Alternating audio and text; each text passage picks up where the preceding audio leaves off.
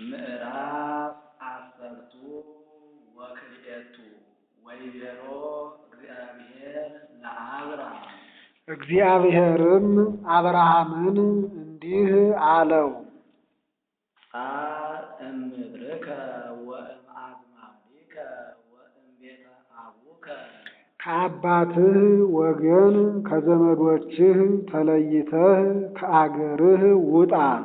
ወሑር ውስተ ምድር እንተ አርእየከ አነ እኔ ወደማሳይህ ወደ ከነዓንም ሂድ።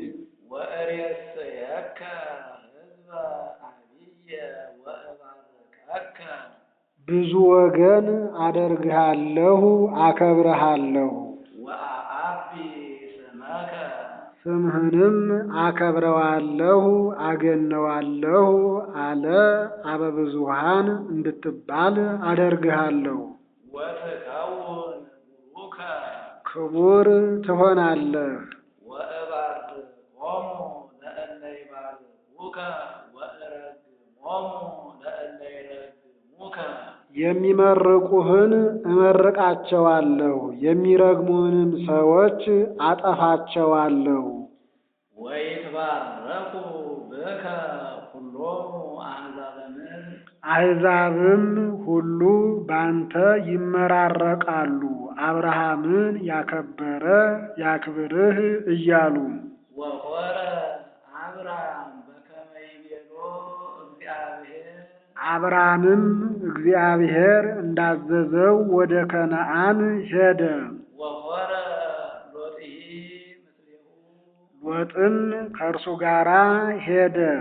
ወአመ ወፃ አብርሃም እምካራን ሰብአ ወሐምስቱ ክረምቱ ሎቱ አብርሃምም ከካራን ወደ ከነዓን በወጣ ጊዜ 75 ዓመት ሆኖት ነበር።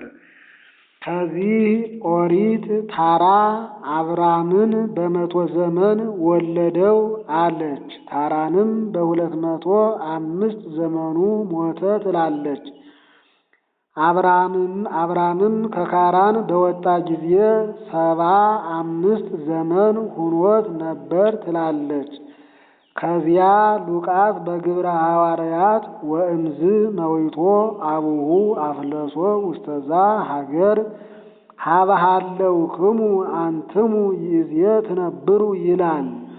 እንደምን ነው ቢሉ ታራ በ100 ዘመኑ አብርሃምን ወልዶታል። በዚያው በተወለደበት በከላውዴዎን 61 ዘመን አብረው ኑረዋል። ከዚያ በኋላ ጻእ እምድርከ ወተፈለጥ እምአዝማዲከ ብሎት ከከላውዴዎን ወደ ካራን ወጣ። በካራን 14 ዘመን ይኖራሉ።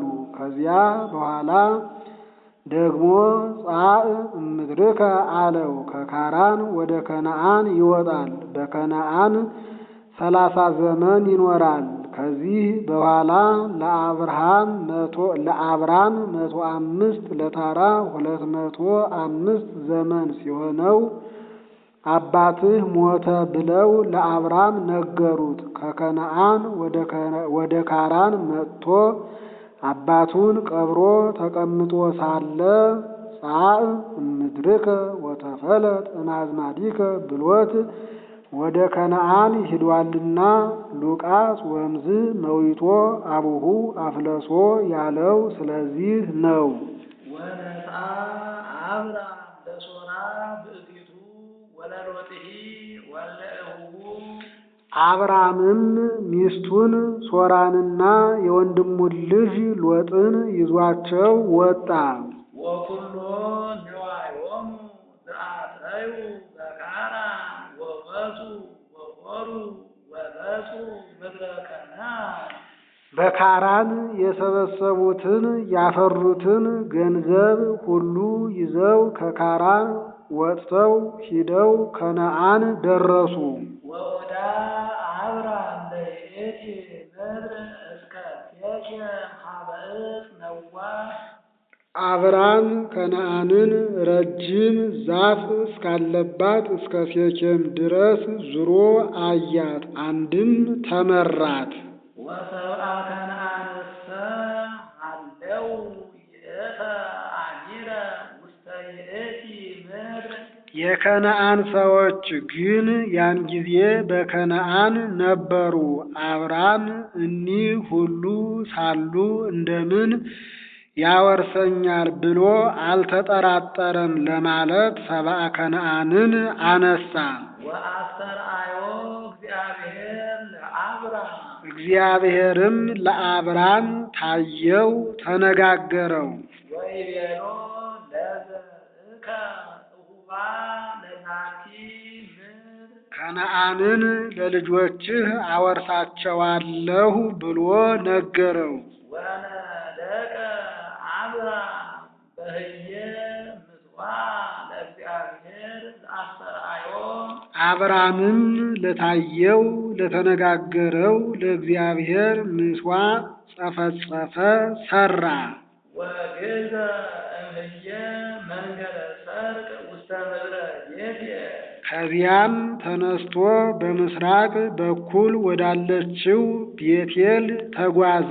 ቤቴል ማለት ቤተ እግዚአብሔር ማለት ነው። ወተከለ ሃይመቶ ውስተ ቤቴል አንጻረ ባሕር ዘመንገደ ጋይ ወኀደረ ህየ። ድንኳኑንም በጋይ በኩል ባለች በቤቴል ምዕራብ ተክሎ ሰፈረ። ወነደቀ ህየ ምጽዋዕ ለእግዚአብሔር። በዚያም ለእግዚአብሔር ምጽዋዕ ጸፈጸፈ ማለት ሰራ። ወጸውዐ ስመ እግዚአብሔር። ቃለ እግዚአብሔርን ጠየቀ፣ የእግዚአብሔርንም ስም አመሰገነ ብትልም ይሆናል። ወተንሥአ ወሖረ ወግእዘ አብራም ውስተ አዜብ። አብራምም ከቤቴል ተነስቶ ወደ አዜብ ተጓዘ፣ ከመ ይድር ህየ። በአዜብ ይኖር ዘንድ። ወሶበ ጸንዐ ረኃብ ውስተ ብኤር ወረደ አብራም ውስተ ግብፅ። በከነዓንም ረሃብ በጸና ጊዜ አብራም ወደ ግብፅ ተሰደደ፣ ከመ ይድር ህየ። በግብፅ ይኖር ዘንድ። እስመ ጸንዐ ረኃብ ውስተ ብኤር። በከነዓን ረሃብ ጸንቶ ነበርና። ወኮነ ሶበ ቀርበ አብራም ከመ ይብአ ውስተ ግብፅ። አብራም ወደ ግብፅ ሊገባ በቀረበም ጊዜ እንዲህ ሆነ። ወይቤላ አብራም ለሶራ ብእሲቱ። ሆነ ያለውን ይቤላ ብሎ አመጣው። ሚስቱ ሶራን እንዲህ አላት፣ አአምር ከመ ብእሲት ላህይተ ገጽ አንቲ። አንቺ መልክ ከደም ግባት አስተባብረሽ የያሽ እንደሆንሽ አውቃለሁ። ወእምከመ ርእዩኪ ሰብአ ግብፅ ይብሉ ብእሲቱ ይእቲ ወይቀትሉኒ ወኪያኪሰ ይሃይሁኪ። የግብፅ ሰዎች ያዩሽ እንደሆን ሚስቱ ናት ብለው ይገድሉኛል፣ አንቺን ግን ያድኑሻል፣ ይተውሻል። ወበድዮሙ እንከ እቱ አነ። ምኑ ነሽ ቢሉሽ እህቱ ነኝ በይ፣ እኔም እህቴ ናት እላቸዋለሁ አላት። ከመ ያሰምዩ ሊተ በእንቲአኪ። በአንቺ ምክንያት ለእኔ በጎ ነገርን ያደርጉልኝ ዘንድ። ወትየ ነፍስየ በእምሬትኪ። በአንቺ ዘመናዊነት በአንቺ እመቤትነት ሰውነቴ ትዳን። ወኮነ ሶበ በጽሐ አብራም ውስተ ግብፅ። አብራምም ግብፅ በደረሰ ጊዜ እንዲህ ሆነ። ወርእይዋ ለብእሲቱ ሰብአ ገጽ ከመ ሰናይ ትሰቀ። ሆነ ያለውን ርእይዋ ብሎ አመጣው። የግብፅ ሰዎችም መልክ ከደም ግባት አስተባብራ የያዘች እንደሆነች ባዩ ጊዜ ወርእይዋ መላእክተ ፈርዖን የፈርዖንም ሹማምት ባዩአት ጊዜ ወሰድዋ ሀበ ፈርዖን ይህችስ ለንጉሥ ትገባለች ብለው ወደ ፈርዖን ወሰዷት። ወአብእዋ ውስተ ቤቱ ወደ እልፍኙ አገቧት። ወአሰነዩ ለአብራም በእንቲአሃ በእርሷም ምክንያት ለአብራም በጎ ነገር አደረጉለት። ወአጥረየ አግብርተ ወአእማተ ወአባግዓ ወአልህምተ ወንድ ባሪያን ሴት ባሪያን በጉን ላሙን ገዛ። ወአግማለ ወአብቅለ ወአእዱገ ግመሉን በቅሎውን አህያውን ገዛ። ወሳቀዮ እግዚአብሔር ለፈርዖን አብየ ስቃየ ወእኩየ ሎቱሂ ወለቤቱሂ እግዚአብሔር በፈርዖን ጽኑ ደዌ አመጣበት። ደዌውስ ምንድነው ቢሉ ብልቱ መጠጊያ ትራስ ያህል ሆኖ አብጧል።